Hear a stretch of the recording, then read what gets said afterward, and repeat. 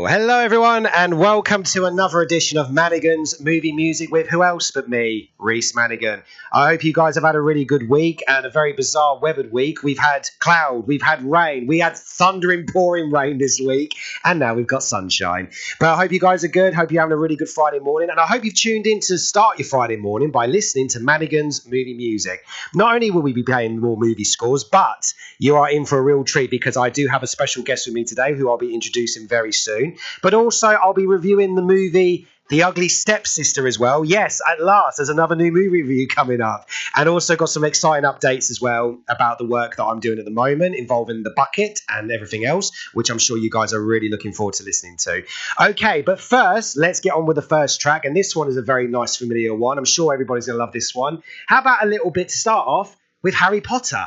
That was, of course, a great start to the show, wasn't it? That was, of course, Harry Potter, The Chamber of Secrets, Harry's Wondrous World. And you're listening to Manigan's Movie Music live on Love the Beat Radio with me, Reese Manigan. Because where else are you going to get a movie score to play, eh? Well, you got to listen to the show and you get it from here. If you've just tuned in, thank you so much, guys. We are in for a very special show today because today I have got a very special guest. She is a voiceover artist, an actress, a director, producer and a writer, I believe. She's got a lot of list of credits, but I'm very honoured she's come on the show today because she is literally a very underrated, talented actress. So I'm very happy to have her on the show today. And I hope that her friends and family are listening to support her because it's none other than Savannah. Hi. Hi, everyone. I'm Savannah Yoda Greaves. And as Reese said, I'm an actor, writer, director, voiceover artist, person. And I'm honoured to be on the show today. Thank you. Well, we're very honoured to have you here because I was not honestly expecting you to come on the show. So when I asked you and you said yes, I was thinking bonus because you are definitely one of the most high profile guests I've had on the show. Oh. And it just shows as well that it's nice that there is so many like high talented people out there that will actually take the time to come on a little radio show with a nobody like me to actually just come and chat and, to hang out and talk about the film industry, the acting, films in general. So it is an honour. Oh, well, it's my pleasure to be here. And you yourself have a long, extensive list of filmmaking history. 20 years, yeah. So, that is a bit long, isn't it? Yeah, 20 years. That's you've got a full catalogue. That's what they tell me.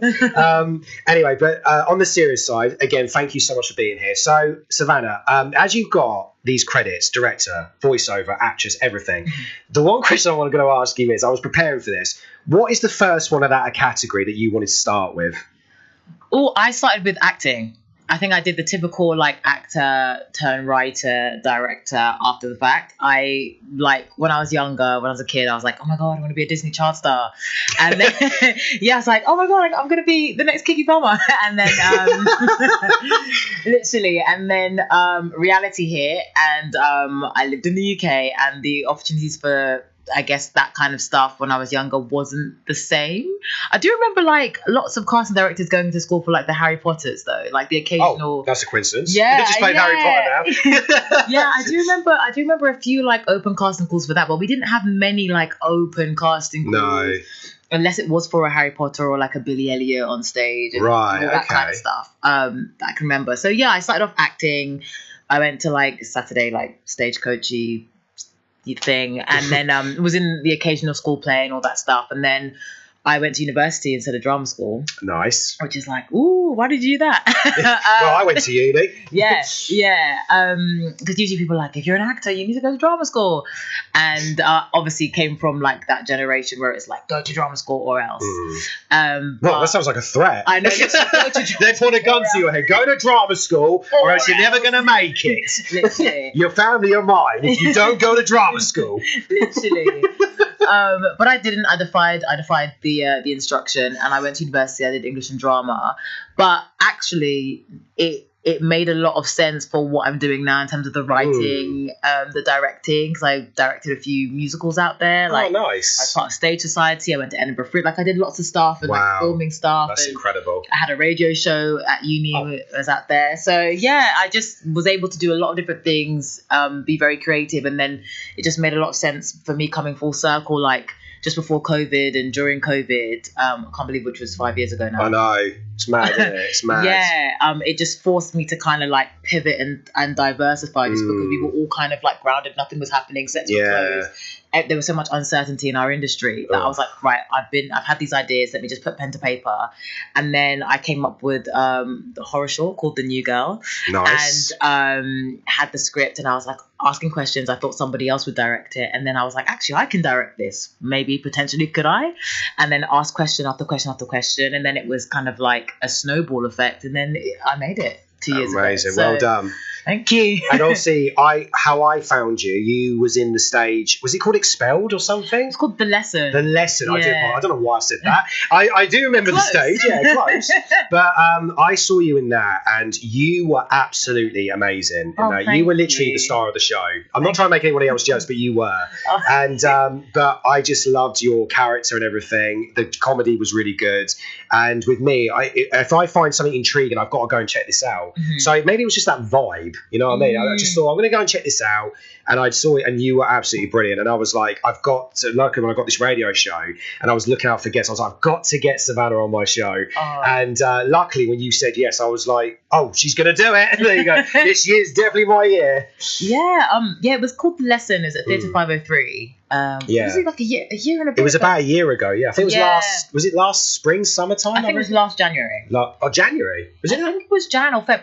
Yeah, it was January. It was February. It was the start of Feb. Was it really that long ago? Yeah, it was. Why does it feel like a summertime? I know. Yeah, it was. I thought it was like a year blooming ago. June, July time. I'm like, is it really gone that quick? I know. Time is My head hurts now. flying by. I know. Time is flying by. But it was a really good experience. It was like we didn't have a lot of time to rehearse and to make it all work, but it was cathartic. It was very like nostalgic of like being in school. And then obviously you had like the problematic side of my character and the environment they were in, with like a child that's struggling to kind of like toe the line of being a good student, and they're on the brink of being expelled, and you have the teacher that wants to help and all that kind of stuff. So I was going back to my school days. They're not my favourite days, I'm not going to lie. I've kind of blanked school out of my mind, to be honest. Yeah, it happens. Ugh. The lesson was great. I'm glad that you came to watch it and that you enjoyed it. I really did. No, I really did. And with me, like, if I see talent, then I will definitely try and see if I can work with that talent as much as I can. Because with me, the reason we do this show, or the reason I do the show, who's we? Me. I was going to say, I'm the only one who's presenting. Imaginary friend. No, but the reason I do this show is because if I know someone who's really talented, or I have friends who are talented, or they have something they want to promote, or they have a story they want to tell about involving the film industry, the acting, everything like that, this show is to help them come out here to promote themselves, because I feel like at the moment indie filmmakers do not get enough credit. They definitely don't get enough high rep. And I know lately the good thing is they are definitely getting better, because obviously Anora won the Oscar and everything like that. So they are definitely becoming more high profile. But there's people out there like me, and possibly you and other people, who are still struggling, who have this great idea, and unfortunately it's always there's something that blocks them. And it's like, I'm trying to get this idea that people need to see out there to see what it is I'm trying to make. And that is what I'm trying to do. And that's what, when I hear some actors say, oh yeah, I had this script, but unfortunately this happened and it didn't work, I'm like, oh mate, I'm gutted for you. And so for me, this show is to help those people, get them out there. Yeah, I think with filmmaking, especially indie filmmaking, whether on a small scale or a large scale, usually it's a financial barrier as well, just because we live in such a classist society and industry. And you need like a certain level of tenacity that you just don't take no for an answer. Like you just have to keep going. Well, that's the good thing about me is I literally don't care about budgets or anything like that. I literally just grab my camera, grab whoever's in the film, and we go off and do it. Yeah. And I remember I was working with this actress once on my previous film festival project, Alienation. She goes to me, do you know what I love about you? She goes, you just don't care about locations, or but you just go off and do it. I went, yeah, because I can. Because you shouldn't let people, because all my life I've let other people try and stop me doing stuff. They always say, oh, you should, like, they put words in my head and so on. It's like, why? And then they give me self-doubt. It's no wonder why I've got a flipping anxiety. But luckily there's been people out there who say, look, you can do this. And with me, I'm just like, I can do this. And 20 years later I'm still doing it. I mean, I'm working on my 7th indie feature film with no budget. I mean, who's done that? Yeah. You know what I mean? That's And by the way, this is not even a found footage movie. It's a proper film. It's impressive. And if you think like something like Paranormal Activity, I know it was made in the 2000s, but it was made on like a shoestring budget. Exactly. Like $3,000 or something? Yeah, Skinamarink as well. That was made on a shoestring budget. That was really a great experimental film. So it just shows that no matter, Yeah. But Savannah, as you know, you are on Manigan's Movie Music. Yes. And we are going to be talking about film. And obviously, we are going to be having a laugh about all this stuff because we never know where the conversation is going to go in terms of film and debate and talk and everything. So it's going to be great. But the one thing you told me before we started the show, which really impressed me, is you are a horror fan. Yes. So we are going to be talking about that very soon. So be prepared for that. Savannah, again, thank you so much for coming on the show and talking about that, what you've been doing. It's a huge honour as well. So let's play the next track, guys, to keep us going. You said that you like Pirates of the Caribbean. I do. Okay, then I will put that down right now. So don't forget, guys, I do look after my guests here. I do say if they want to have a theme, then I basically will find that theme for them. So is there a particular theme in general, or do you just like the music in general? I think I like the main theme of Pirates of the Caribbean because I think back in the day I used to be in orchestra. I remember we played that once and it, all the different parts, the violin parts and all that stuff, which is my instrument, that used to just feel so melodic and you just felt like you're part of a whole. So that's why that theme tune has stuck with me. It wasn't just because Johnny Depp was in a pirate suit. Because everybody loves him as Captain Jack Sparrow. I know. Right, I'm just trying to see if I can find... Oh, hang on, there's one. Here's one, Parlay from the World's End. Yeah, okay. Right, so here's for my guest, Savannah, because she loves this one. This is Pirates of the Caribbean, guys. Please stay tuned because up next we're going to be talking some very interesting stuff coming up next. That was Parlay by Pirates of the Caribbean at World's End. That was for my guest here today, Savannah, who loves that score. So there you go, Savannah. Hope that was all right. You're listening to Manigan's Movie Music live on Love the Beat Radio with me, Reese Manigan, and my special guest, Savannah, today. We are here talking about film, as always, and, of course, discussions about film industry and everything like that. But, yeah, today I finally got a guest after a couple of weeks, so it's really great. And I'm very honoured that she's here today. So thank you again, Savannah, for coming in. Of course. Okay, so you were saying that you are a horror fan. Mm-hmm. Now, I obviously am a horror fan as well. So we are definitely going to have to talk about that. Yeah. Now, obviously, you couldn't think of it earlier, so I thought, let's save it for the show. Any particular favourite horror films? It don't have to be in any order or category that you love at the moment. At the moment? Yeah. Okay. Or, you've loved for years, All right, I'm going to give you some historical and I'm going to give you my part. I think I've got 3 that have come up in the past 8 months that, I love. So 8 months, wow. Yeah, there's been a slew of really good horrors coming out in the cinema. Yeah. I would say. So one of my OG... Especially last year. Yeah, one of my OG favourites is got to be Scream, the Scream franchise, Scream 1, Scream 2. Do you have a ranking? Of the Scream films, because there's 6 of them now. Yeah. Soon to be 7. Yeah. Okay, no, Scream 1, obviously, top of the top. Yeah. Do you like Scream 2? Because that was surprising. Shall I give you my ranking and you can... Yeah. Okay, so, because I already know my ranking. Okay. So, for me, it goes 1, 2, 5, 4, 6, 3. Wait, which one was 5 again? Was that when... That's with Melissa and Jenna Ortega, yeah. But do you know what? Oh, that one was good. Oh, yeah, okay. I'm just thinking whether 5 or 6 was better. No, 5 was better. Then 6, do you think? 6, yeah, because 6, it was good, but compared to 5, it didn't have that adrenaline that I got from 5. It was very 5 definitely had the spirit of 1.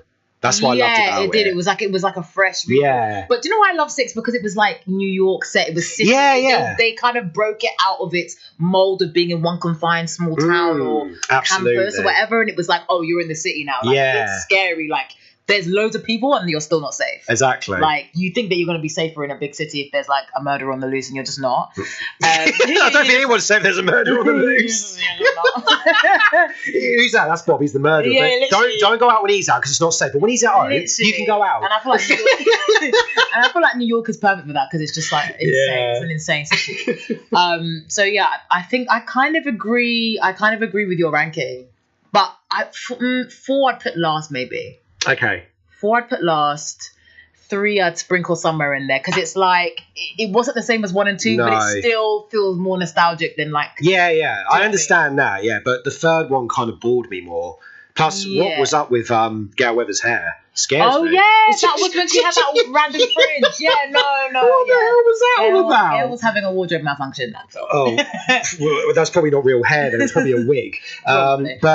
Yeah. So that was my ranking anyway. Yeah.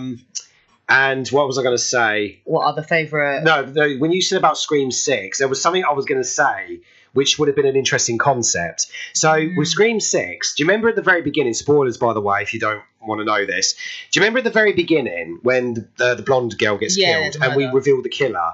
Imagine a Scream film where we knew, as the audience, we know who the killer is. Yeah. And throughout the film, the characters don't know and the audience did. That would have been a very different, good perspective on that. Because when I first watched it, I was thinking, oh, that would be a really interesting concept that we, as the audience, know who the killer is. Yeah. And you've got to watch the characters try and discover that. I kind of knew. I like the fact that they brought back Hayden Panettiere from number 4. Yeah, I like the fact I'm glad she came back because she it. was going through a lot of personal stuff, wasn't she? Yeah. So I'm glad she came back. I like how they tied it to that interim one.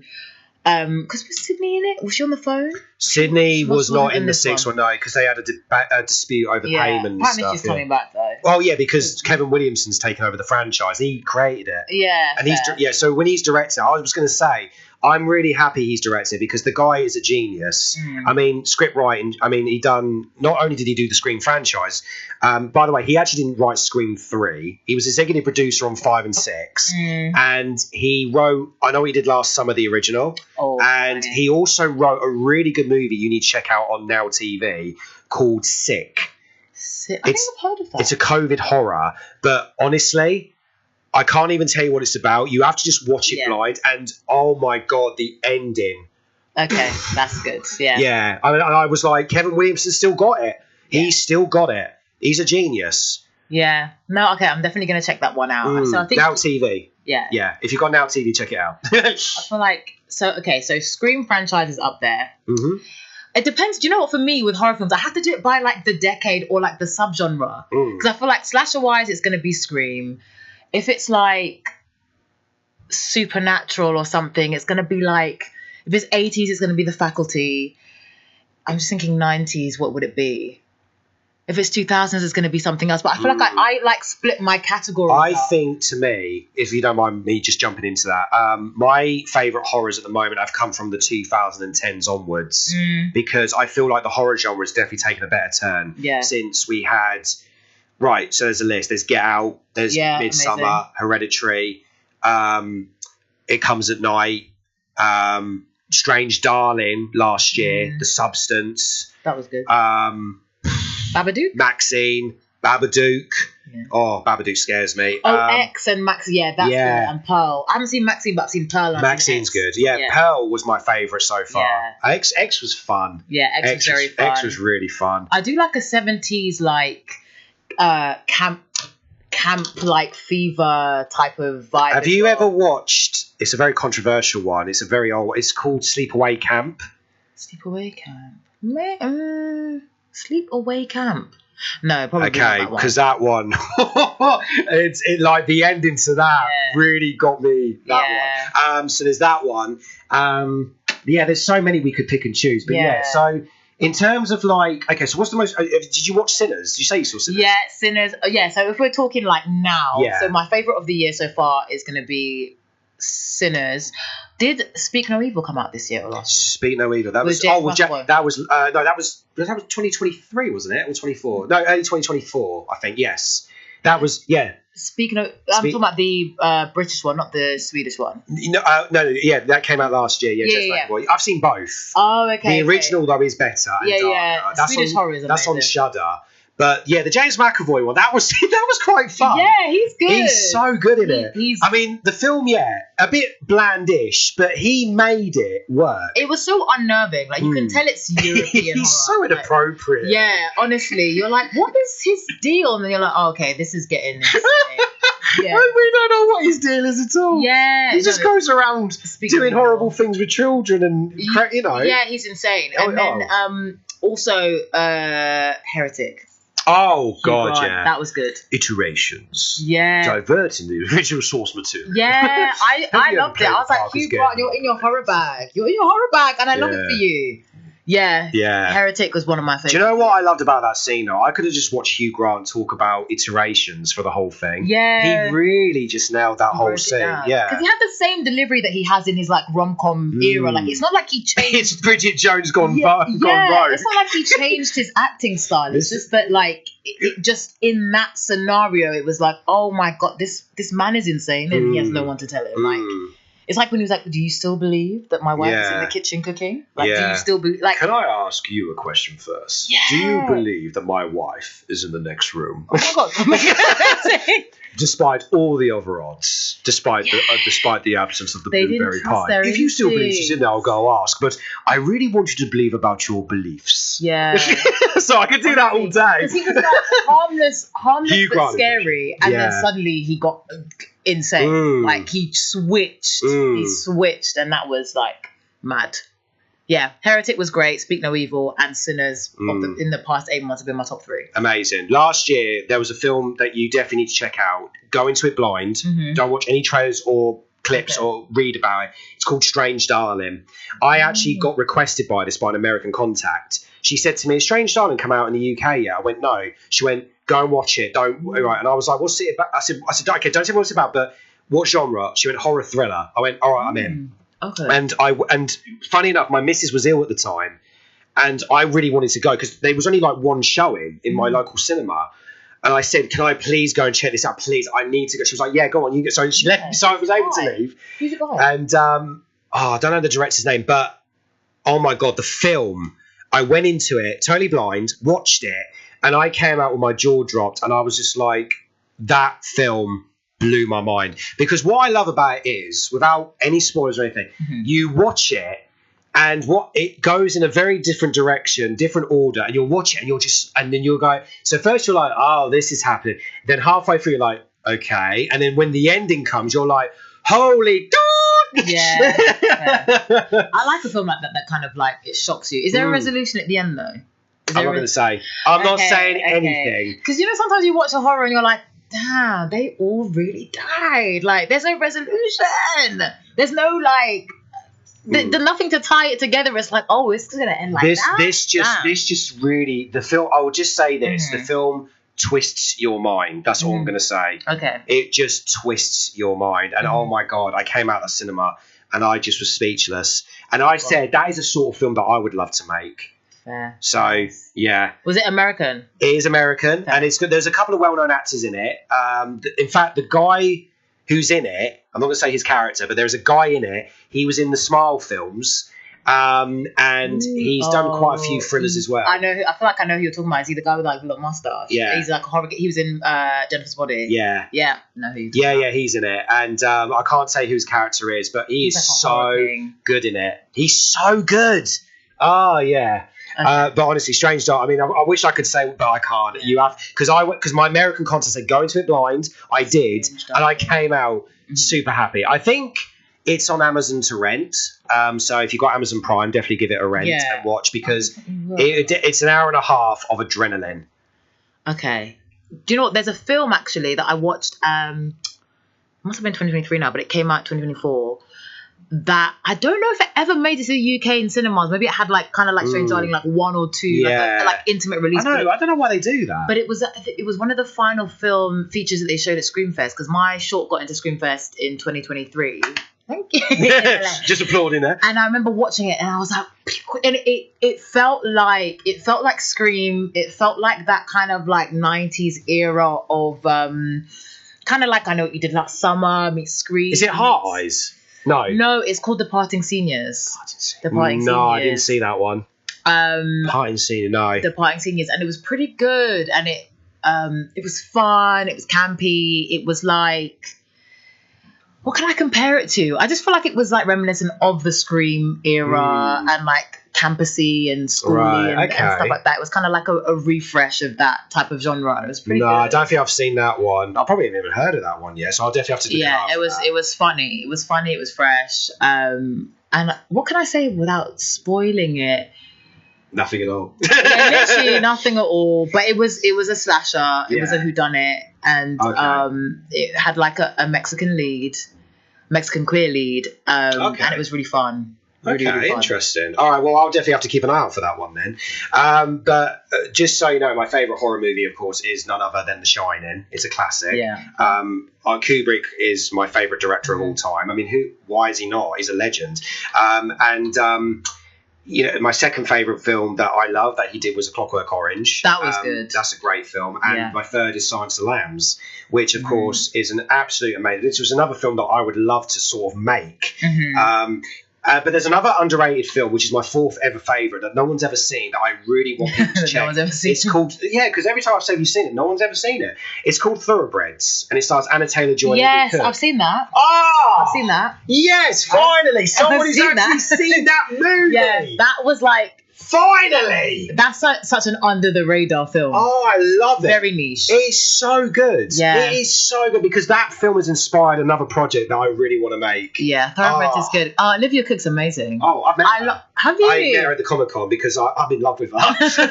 She's my favourite actress. Yeah, no, she's and I met amazing. Her and she got to hug me at Comic-Con. Oh, I didn't want to let go. I was like, I love you.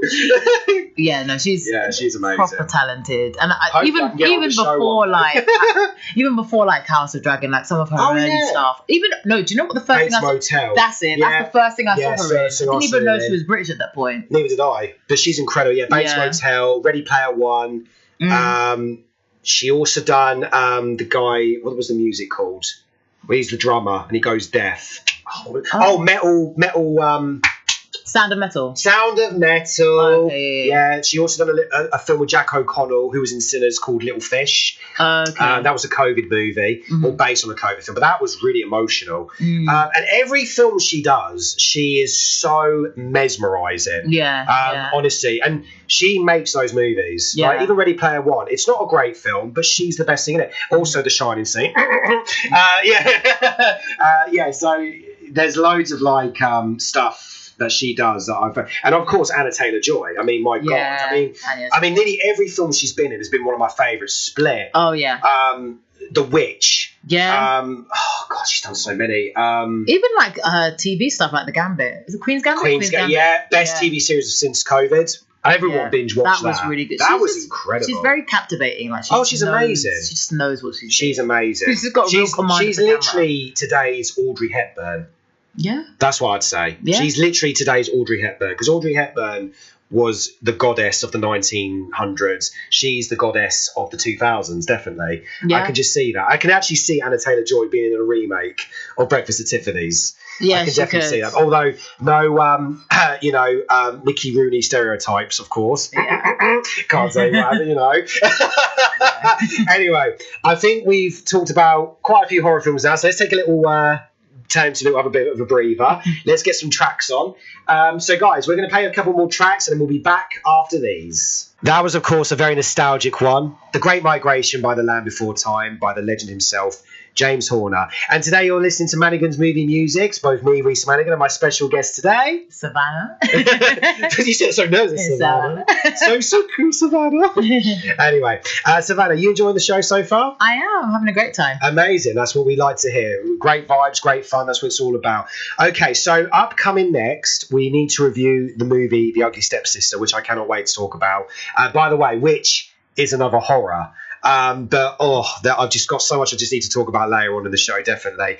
But very quickly, I'm just going to see if there's a quick bit of movie news to update on everybody. There is one, I think, that I do want to talk about. I think it is on the movie news website. Let's just have a little butchers. If it's not, then I don't know where it's gone. It should be on the list.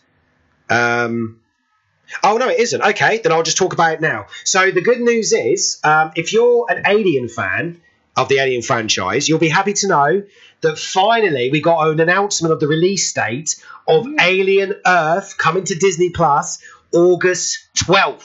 That's right, guys. Alien Earth is finally coming to Disney Plus after all this time on August 12th. But also, that's not only the first bit. the first 2 episodes are airing on Disney Plus. Can you believe that? The first 2 episodes. And I am so excited. Alien Earth, if you don't know what it is the prequel to the Alien films. It is written and created by none other than the legend himself, Noah Hawley, who have done Fargo and Legion. So if you're a fan of Fargo and Legion, then you will definitely love it, because Noah Hawley, as you know, I'm a massive fan. Fargo, best TV series ever. So there is no doubt that I'm not excited to go and see Alien Earth. Did you hear about Alien Earth? Have you seen the Alien franchise or excited for that? I've definitely seen I've seen a few. I've definitely seen Alien versus Predator as well. But there's so many. I feel like there's so many. That's you know true. what? Sci-fi is one of my blind spot areas. Like I dip in, and then I dip out. I'm not like a massive.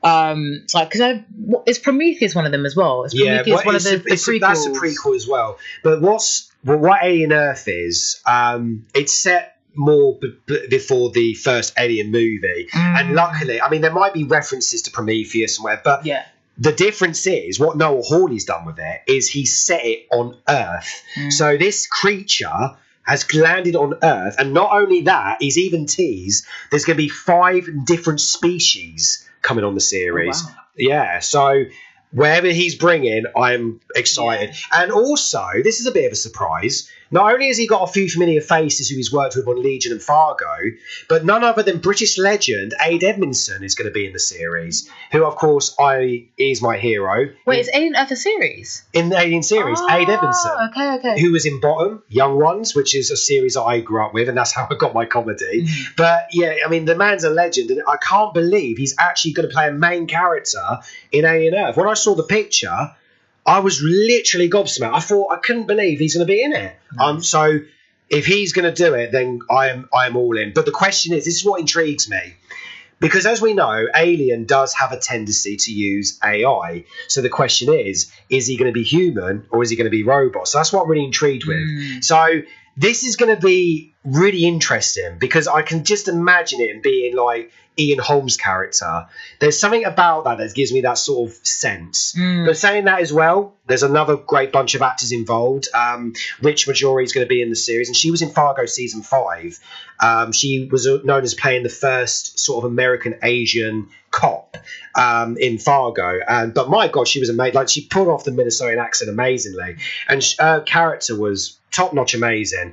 Definitely one of the superstars of the show. So I'm really glad she's going to join Alien Earth. I mean, she's going to be fantastic in it. A few of the other actors, I can't remember who exactly what they are, but they've been in a few bits and bobs. So I'm really looking forward to seeing how it's going to turn out. But yeah, if you're a fan of Alien, guys, Alien Earth comes on Disney Plus August 12th, the first 2 episodes. So make sure you don't miss it, because I've been looking forward to this for ages. But of course, delays happened, COVID, writer's strike, and poor Noah Hawley, bless him. I think he said as well, the reason he done Fargo season 5 was because Alien was taking too long. So he managed to squeeze it. But I don't care, because I love Fargo. Yeah. I mean, have you seen Fargo? I think I watched the part of the first season. You need to watch them all. I mean, they are incredible. If you want to rank him for that, so season 1 is number 1, season 5 is number 2, season 2 is number 3, season 3 is number 4, season 4 is number 5. Okay. Yeah, really good though. So season 5 really like. It just, what made season 5 amazing was it went back to its roots. Okay. Yeah. And because season 4 kind of went in a very different direction. I don't know if you'll see it, but it kind of went like from Fargo vibe, Fargo-ish vibes, Fargo type of vibes, Fargo vibes. Was Jodie Foster in one of the seasons? That was Jessie Buckley. She was in season 4. Was Frances McDormand in one of them? She was in the movie. Okay. Yeah.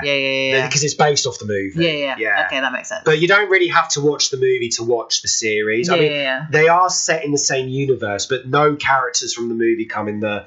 In fact, they weren't even. They said, "Can you do the series without using Frances McDormand?" Yeah. So yeah. Right, we've got 15 seconds to the ad break. Guys, please stay tuned, because coming up next, the review for the very bizarre horror movie, The Ugly Stepsister. Please stay tuned, guys. You're listening to Manigan's Movie Music. That was, of course, John Williams. The journey begins from the classic film The Fabelmans, which is also known as the Steven Spielberg biography, I guess you could call it. But Yeah, the Fablemans. You're listening to Manigan's Movie Music live on Love the Beat Radio with me, Reese Manigan, and my special guest today, Savannah. You look so exhausted when you say Yes, I'm just saying it in smooth radio style. This is not just a radio show. This is the Reese Manigan radio show. Like the M&S adverts. Yeah. God, I remember them. God, you remember them? Back in the day. Yeah, back in the day. Back in the days, the M&S adverts of the old generation. Kids today will never know. Nah, they won't. They won't know the sparks of an M&S advert, or the chimpanzees of PG Tips. Yeah. Even what else did we have? We had the John Lewis Christmas advert. Do we still have those? We do, but they're not as good as they used to be. Yeah, we used to have like they were productions before, and now they're just like quick flash in the pan adverts. Yeah, but now as you notice, loads of other adverts try to compete.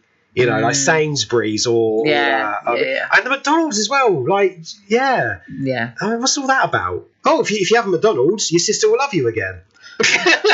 do you remember that? Yeah. Well, advertising. Oh no. Anyway, we don't have to worry about that. Right, let's get down to this movie review because I really need to talk about this film. So I do apologise, guys. If you've been listening to my show the last couple of weeks, I haven't done many movie reviews because unfortunately there hasn't been many new films that have come out recently. But luckily, this Saturday I am going to go see the General Tiga film Hurry Up Tomorrow, which I am really intrigued to go and see because I don't even know what the hell that film's about, but I'm going to go see it anyway. Anyway, the film that I recently did see that came on Shudder, The Ugly Stepsister. Now, I can't obviously go into too much detail because it's very graphic in some places, but I'm going to try and keep it as clean as possible. Right, but The Ugly Stepsister, if you don't know what it is, it's a Danish horror film about the POV of the ugly stepsister in the Cinderella story. However, this is no Disney film. This is no fairy tale. There's no sing-songs or anything like that. There's no bibbidi-bobbidi-boo, no talking mice. In fact, there's not even a cat in this film. There's no Lucifer. There's no actually, that's one thing I was saying. There's actually no cat in this film, which is a bit of a shame. Actually, I'm kind of glad because maybe the cat would have died in it. Anyway, this film is literally the perspective of the ugly stepsister, one of them, because I know there's two, but it's only about the one of them. And it's kind of like her POV in the Cinderella film. But what I do like about what they've done with this film is they really twisted the fairy tale story on its head, and they did follow the fairy tale story because you get the ballroom, you get the prince, you get the stepmother, the Cinderella's dad passes away storyline and everything like that. But my God, like this film definitely takes a very, very dark turn in terms of horror perspective, because this film is actually a body horror. By saying that, there's loads of body parts in the film that do kind of get a little bit, how can I put this in a polite way? Disfigured, I guess you could say, or played with in a not a very nice way, involving butchers' axes. And so it's giving like Sweeney Todd. Yeah, I guess you could say that, but you literally see everything in this movie. This movie is rated 18. But saying that, is this movie a really good film? Honestly, as a horror perspective, yes, it is. It is a very well-made, brilliant film. Cinematography, acting. I mean, I don't even know who these actors are, but my God, they are really good. The ugly stepsisters are fantastic. I shouldn't really call them ugly because it's just makeup, but really fantastic acting. The actress who plays Cinderella does a really good job. In fact, Cinderella in this one, she's got attitude. Like she's a fighter in this. She isn't the timid young girl that we see in these fairy tales. Yeah. She's a bit of a badass. So who's the villain in this? Is she like final girl? I would say the ugly stepsister who we're following, she's more of a tragic anti-hero because it's kind of like Clockwork Orange style. She's the antagonist at the same time, but you kind of do feel a bit sorry for her as the story goes on. Yeah. But Cinderella's a little bit, she's a bit of she's a little bit cocky in this one. She's a little bit villainish in this one. The mother definitely is villainish because, in a way, she's very abusive to her daughters. Like she's kind of like, if you do this, you'll get the prince. If you do this, you'll get the money. If you do this, she's kind of like that. So she's definitely villainish, yeah. But I wouldn't say there's a proper main villain in this film. But a lot of characters in this, they're very, they're quite nasty in their personalities. But in the same sense, you're watching this ugly stepsister kind of really kind of go downhill. But I'd say the most hero protagonist is the other stepsister. She's actually the more sensible one in this film, and she's, in a way, you kind of more like her the most in a way. Okay. But yeah, the characters were really well developed. The storyline was great. Like I said, it is the Cinderella film, but it's POV of the ugly stepsister, and you're just kind of watching her story as the Cinderella film progresses. But I will warn you, I will warn you this, right? The last 10 minutes almost made me throw up. Oh. So, I can't say why, because trust me, it is disgusting, and it's because it's a family show. I've got to be careful. But let's just say the stepsister decides, because she wants to be pretty, and obviously don't forget, this is set in, well, the 1600s or 1500s. Oh, because they've said it in the You know, there's no technology, there's no medicines where... Let's just say that she decides to do something that will make her feel pretty, but then it absolutely goes in a very disgusting way. The last 10 minutes, oh my God, I'm not going to lie, I did almost feel sick. And I will warn you, please do not eat while watching this film. Do not eat. It's like The Substance. Don't eat while watching this film. It's like any film that involves food and vomit and basically what's going to happen later on. Trust me.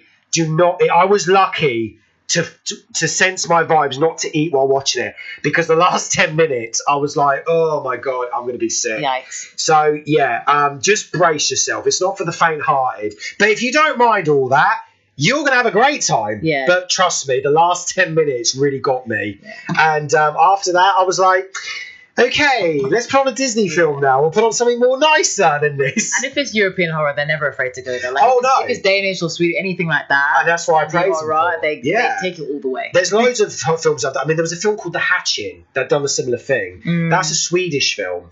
And that's a really good one. But it's disgusting. I can't eat while watching it.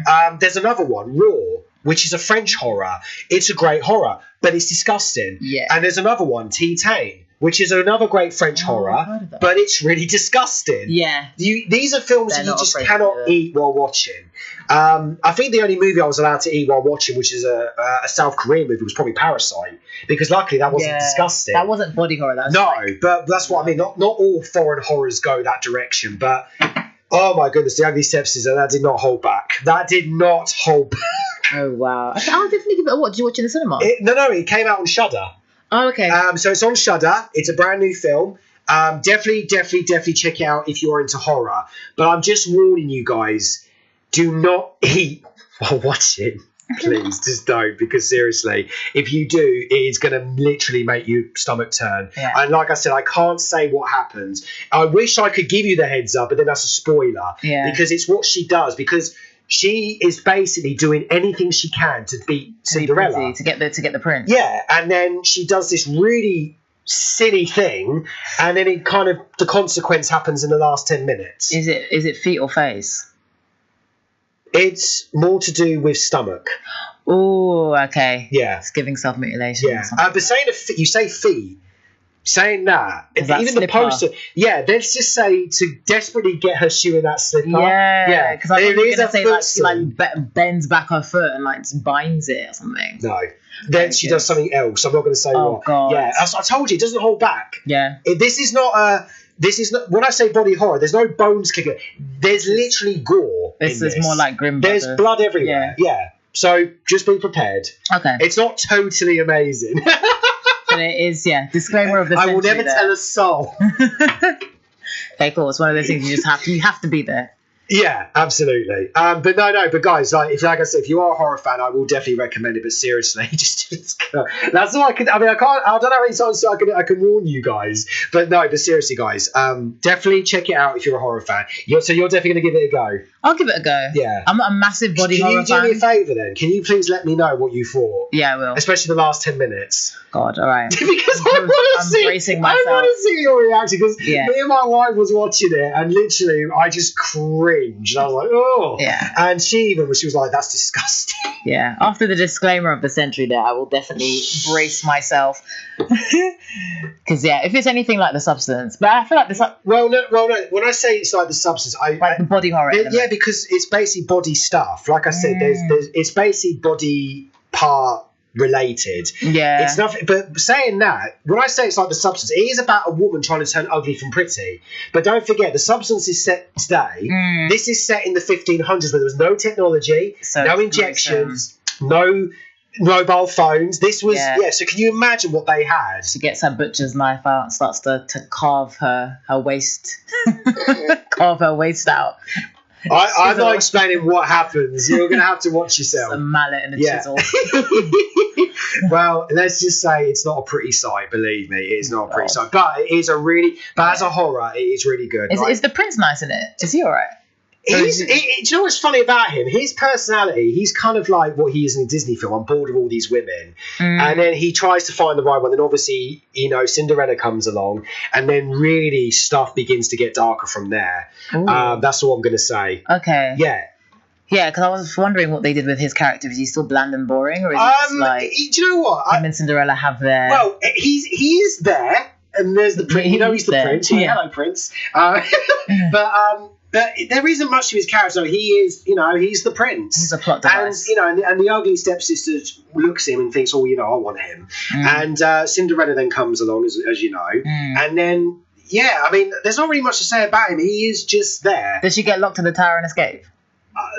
Like I said, you're going to have to watch it. I don't want to give out too many spoilers because I'd rather you see it for yourself. But like I said, it's more about the ugly stepsister's POV. And like I said, it takes a different plot twist. In fact, I'll give you this little clue as well to see how different it is. Yeah. Right, how can I say about... Right, let me try and think of a quick, clever way. Right, so, in many Cinderella films, you've got mice that fix the dress. Yeah. All I'm going to say to you is they have that sort of scene, but different type of creature in a very bizarre way. That's all I'm going to say. Okay. Yeah. And honestly, when I watched it, I was going, this is definitely the goth horror vibe of Cinderella. And it's a creature. Is that a bird? Bird's just sewing. You can guess as much as you want. I'm not going to say. All right. But you will look and go, huh? Seriously, it is. Oh, I bet it's a horse. It's a horse, isn't it? It's a donkey. It's the donkey in the stable. He knows how to sew. And he wants Cinderella to get to the ball. I would love to see a donkey learn how to sew. You got Cinderella. If you imagine the horse as well. I was pulling the carriage. I wasn't built to take it. I know. I bet you there's no pumpkin, is there? You're going to have to watch and see. Okay. I will. Look, I would love to tell you everything, but I can't spoil it. Okay. All I'm going to say is watch it, see what you think. Now I'm intrigued. Yeah. Because like I said, it's more about the ugly stepsister's POV. So that's all I'm going to say. So you can ask as many questions, but I can't spoil it for the audience as well. Because they're probably thinking, I've got to watch this tonight. I want to see what the disgusting thing is. I think we're giving good promo for it. Oh, yeah. I'm trying to be very discreet in my, my review. But at the same time... The director should hit us up. We've given him good promo now. Him or her? It's a her, I think. We've given her the promo. We've given her the promo. There you go. Oh, love me. Okay, right. Let's play another track. Another well-known great track. A bit of a gothic one as we talk about gothic stuff. How about a little bit of Batman? That was Danny Elfman's Batman. On Manigan's Movie Music, live on Love the Beat Radio with me, Reese Manigan, and... Savannah! Oh, a higher pitch now this time. Changing the delivery every time. Keep everyone on their toes. Amazing, yes, definitely. I can't believe that we've already got 25 minutes of the show. It is ridiculous how quick this show goes. I say this every week. I don't think my show's long enough. I really hope that one day I get a longer show, but who knows. Anyway, so we were just talking a lot about, again, horror stuff and everything like that. So there's also another thing I was going to mention because we were talking about original horror and everything like that. You said that you have encountered the Human Centipede film. Oh, yeah. But are you planning to maybe watch the sequels? Of the Human Centipede? Yeah. No. So you watch Ugly Stepsister, but you won't watch Human Centipede 2? Oh, but which is worse? Human Centipede? Are they on par? They're kind of on par-ish. Okay. Because the Human Centipede, there's something about it that's just so... I just can't even fathom it. I don't mind a bit of gore, but I think the Human Centipede is too far. Yeah. It's too far for me. Well, and I don't like anything wormy. Even though I know the humans, but I don't like anything. It's weird you said the word wormy.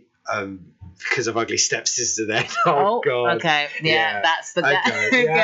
Okay, okay, so be prepared. Okay. I can't wait for a reaction later today. It's going to be so good. Yeah, no. You're going to send me a voice message and go, I hate you for saying about this film. I don't mind a little bit of gore, like if it's raw or whatever, but I don't want to see... Okay, I will say this. I think Human Centipede 2 is a tiny bit worse than Ugly Stepsister. I'll give you that reassurance. But let's just see what happens when you see a reaction. Dun, dun, dun, dun, dun. I know. Your face now, I love it. I don't mind a jaws, I don't mind blood, but it's just the creatures coming out of the body that when it's more than Alien. Like Alien's fine. Even like The Thing. Not The Thing. What's the one when they're in the is The Thing when they're in the space station with Kurt Russell? That is The Thing. Yeah. That one's not too bad. Oh, I love The Thing. That's a great movie. The dog scene creeps me out every time. With the tentacles. Yeah. I know that. But then at the same time, I can't stop laughing about how fake it is. Yeah. But I think that's like the nostalgia and the creakiness of like certain 80s like sci-fi horror movies. But there's a bit that always makes me laugh. It's the bit with the doctor surgeon bit. Do you remember when the head bit comes up? Yeah, the head stretches off and it's like a spider. Russell's like looking at, and you see it in the back. I know, like how are you missing that? Like it's a massive head on his crawling behind him, like I'm just gonna sneak out now, and then they burn it anyway. Yeah. Oh yeah, the thing is just insane. It just every time I see it doing the crawl, it makes you laugh. It's like I'm gonna get out of here. Yeah. Ooh. Okay, here's an interesting question for you then. You said you've done a horror short, right? Yeah. So do you want to do more horror films? Oh, definitely. I think horror is like my lane right now. Amazing. Well, luckily for me, I have got actually a Halloween special I still need to film this year. Okay. So you might be in for a treat there. Absolutely. So I'll tell you more about that when we're off the air, because I was just going to say I actually do have a Halloween special planned. Oh, nice. And also, speaking of my work, just really quickly, because I like to update everybody about what I'm doing. So I've managed to finish another script about some cave people called the Egg Hunt. Ooh. And basically the storyline is that they invent the first sort of Easter egg hunt by accident, because they go after this dinosaur egg, and dinosaurs are meant to be extinct, but they're like, apparently there's been a dinosaur egg sighting, so they have to try and go and find this dinosaur egg, and apparently it's worth like 20,000 pebbles. Oh, 20,000 pebbles? Yeah, because it's their money back in the day. Oh, so it's set in the past. Okay. Oh, yeah. Okay. Can you imagine if they were set today? I thought it was like a Jurassic Park. It's like we've reinvented dinosaurs and there's an egg. There's a special egg and now everyone's going to go and find it. I love that. We reinvented Jurassic Park. Welcome to Jurassic AI. Literally. Oh, my goodness. Oh, that'd be hilarious. Although that's not a bad idea for a concept. Jurassic AI. Although there is a new Jurassic World coming out soon, so you never know what they might do. You're like, yeah. Scarlett Johansson and all that. Yeah, we'll see how that goes. I'm quite intrigued with that one, though. I'm not going to lie. I will definitely go and check it out and see what it's like. Yeah. But if it is rubbish, then I'll know never to go and see the sequels. Because I feel like the Jurassic Park franchise, as we're now onto it, has definitely kind of sloped down a bit. Yeah, there's been some hits and there's been some misses. I mean, again, we seem to be very ranking heavy today. Yeah. Here's another ranking. Jurassic Park is number 1. Lost World is number 2. Jurassic World, the first one, is number 3. I did like Fallen Kingdom. It was a guilty pleasure, so I will put that at number 4. Who is in that again? So that was Chris Pratt. Yeah, I thought so. And what's her name? The actress. Is it Bryony Howard? Bryony Dallas Howard. That's it. And the villain in that was Raphael Spall, the British guy. He was very cartoon villainy in that one. But to be honest, I did like Fallen Kingdom. It was a guilty pleasure. And I love the first half when the island's about to explode and the dinosaurs are running and they're in the giant glass ball and everything. Like, that was pretty epic. Mm-hmm. And yeah, I know it does kind of slow down a bit. And the dialogue is very bad. I know it is. But it was a fun film. I'm not going to lie. I did go to the IMAX to see it and it was fun. Sometimes films can just, for their entertainment value, you can value it based on their entertainment. Because sometimes like a film will come out and it's entertaining and I just kind of cancel it from the franchise and just enjoy it in its own right. Yeah. Like, it wasn't, in terms of sequel, I can leave that. But the film is entertaining. Exactly. Well, it's like my movies. My films aren't masterpieces, but they're very entertaining. That's what I would definitely say. So you're selling yourself short there. I don't want to say they're the best movies everyone's seen and they go, oh, what is this? Well, you can rank them for me as well. You're going to have a watch of my stuff later, aren't you? Yeah. So I can't wait to give you some recommendations on my work. But saying that, though, you'll be happy to know, guys, that Outsmarted Season 4 is also writing process. I've managed to finish the first 2 scripts now. I'm so happy with that. Season 4 will be out next year, late next year, December time. And I'm still keeping you guys teasing about the updates on that because I don't want to spoil anything. But I am so buzzed to start filming that next year. But as I said, I've just finished a Caveman short. That one I'm hoping to get out this year. I've written a short film about a con man doing fortune telling just recently, a very funny one. And also, you'll be happy to know that I'm still working on the Eddie pilot, which is the autism awareness series I'm working on. And I'm going to say this, it might be one of my most emotional short films I've ever done. Oh, wow. So that one, yeah. So still working on the process. Mm-hmm. And also, guys, in case you guys were wondering, did filming for The Bucket go really well last week? Yes, it did. Oh, my goodness. I cannot wait for you guys to see this film because I filmed probably one of the most bizarre scenes. It was so funny. And do you know what? The guys who were in the scene, they are such great sports, honestly. They are amazing, and I'm so happy that they just took the time to do it. Oh, my God. It's just filmmaking is just amazing. I just love it. Like, it's such adrenaline. Yeah. And so you're in it? You've written it? Yeah. You're directing it? I am. Oh, wow. I'm editing it. Oh, wow. So you're doing, like, everything. Oh, yeah. How do you find acting, writing, and directing at the same time? I don't do it at the same time. I kind of do it one by one. So, so for example, the writing will step first. Yeah. Casting, I also do. Mm-hmm. I feel like I'm being interviewed now. Flip the script. Yeah, let's flip the script. Let's do it. So first of all, the writing stages begins, and the casting will happen. So with casting, it depends. Sometimes I will have an actor in mind, or sometimes I will send out, who's it? Does anyone want to do this? I'm looking for blah, blah, blah, and then it'll happen. Then we go off and shoot it, and then I come back and I edit the whole thing. How do I find it all? To be honest, I love multitasking. I'm surprised I haven't won an award for it. Because I'm very good at multitasking. That's good. Because I kind of did that for my short, but I wasn't in it. Like, I was like, I can't I'm not act and direct at the same time for my first. Like, I wanted to just step back and focus on the directing. Obviously, you write it before, but acting and directing, like, you kind of have to step out and then see yourself. People often say to me, how do you do it, like, filming it? I say, well, I've got a tripod. Or I've got someone who wants to stand behind the camera and help. Yeah. It can be done. You just have to have the confidence to do it. Yeah. I mean, 20 years of it. I think I know what I'm doing. Yeah, true. So that's the stage. I mean, it's like as well with Outsmarted, like, because that's a series. Mm-hmm. So basically how I do that is because, by the way, I'm kind of like the showrunner in a way. But yeah, I write every script. I direct every episode. I edit every episode. I strongly cast the show, and I have a very strong relationship with the actors involved. And do you know what? That series is such a precious one of mine. That's one of my recommendations if you want to check out my YouTube channel. There's so far 3 series, and the 4th one is going to be my last. The reason I'm doing it as my last series is because I love doing it so much that if I carry on, it's going to take over my life. And I feel like because also I'm getting some opportunities coming in, and I've also got some really exciting new ideas I'm working on. But for example, Bubblegum, which is going to be my next film festival project, and The Duck Bandit. And I love how intrigued you look just then. Yeah, I'll tell you more about those off the air. So I've got those involved. Yeah, by the way, in case you're wondering, I never stop. My missus says my brain never stops as well. Yeah, you've got a lot in the pipeline. I do. It's never stops. So you can even meet my wife and you can discuss it with her. She'll say, you never bloody stops. And, sorry, I didn't mean to say the word bloody. But basically... that's what I have that, and then it's like, so for Outsmarted, it's like, okay, I've got that.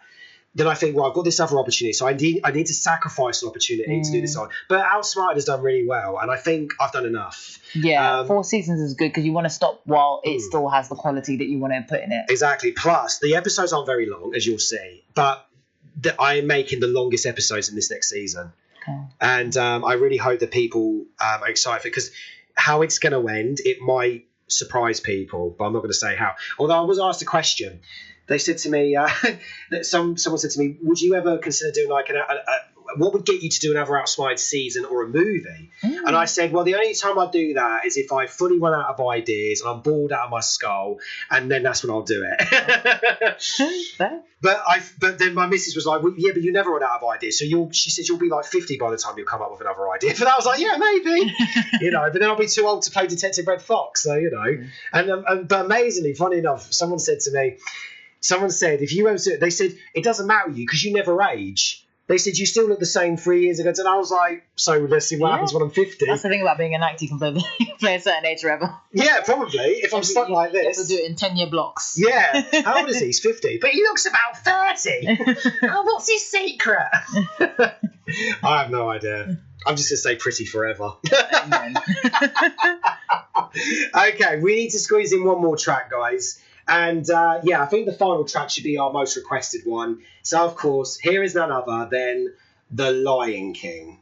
That was a fantastic final finale for the show, of course. That was The Lion King. That was Battle for Pride Rock by the legend himself, Hans Zimmer. You're listening to Manigan's Movie Music with me, Reese Manigan, and my special guest... Savannah.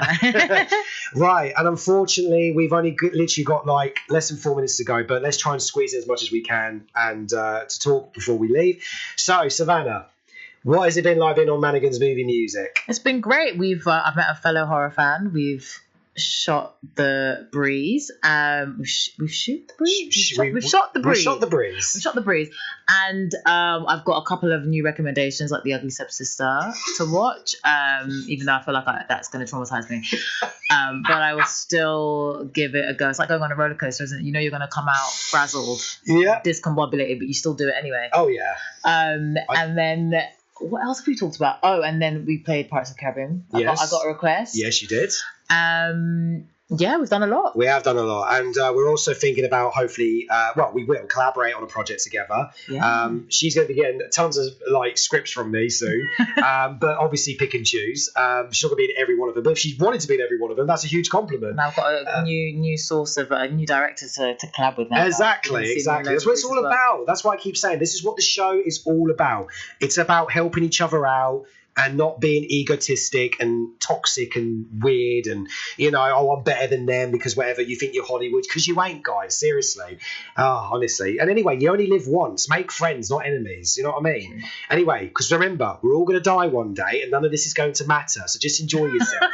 Honestly. Anyway, but do you know what, Savannah? It's been really... honestly amazing to have you on the show. You've been absolutely fantastic. You've definitely been one of my favourite guests to be on the show. Thank you. I've really enjoyed speaking to you. I mean, honestly, when we was talking off air, I honestly felt like we could talk for hours about movies and film and working together and everything, because I've got so much that I just want to like pitch to you and say, but honestly we can't at the moment. But hopefully we'll meet up again soon and we'll talk about it. But honestly, it's been a real pleasure. It's been fantastic. And I can't wait to get this podcast show to stick it on YouTube. Mm-hmm. So hopefully if no one from your family and friends didn't hear it, then they will definitely get to hear on my YouTube channel. Yeah. So that's not a worry, guys. You will catch up on it. Yeah. My YouTube's like my Netflix in a way. You catch up on it. Catch us on demand. Exactly. but honestly, thank you so much for your time. Thank you for being here. It meant a lot to me, and hopefully we can get you to come back on the show maybe sometime in the future. Yeah, sure, why not? Exactly. Well, like I said, there is the Halloween. Oh yeah, true. So, it's pending. It's pending. Pending, guys. Yes, pending. So, because actually my show will be on Halloween this year, so it's pending. We'll see. But touch wood, and we'll see. But again, Savannah, thank you so much. Of course, it's been my pleasure, and thank you for having me. Of course, anytime. And as for you, lovely listeners, whoever's tuned in today, thank you so much as always who've tuned in. You guys are legends as always. It means a lot that you guys tune in every week.